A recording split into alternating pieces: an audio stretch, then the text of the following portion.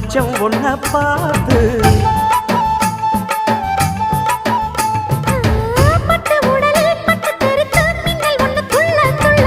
வெக்கம் துடிக்க விளக்கணைக்க ஜன்னல் கண்ணை மூடிக்கொள்ள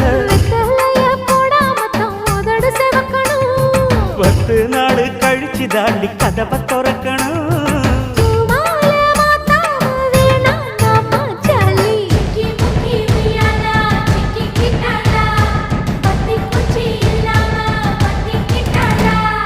மச்சாங்கிட்ட முந்தானைய தந்து வப்பாளா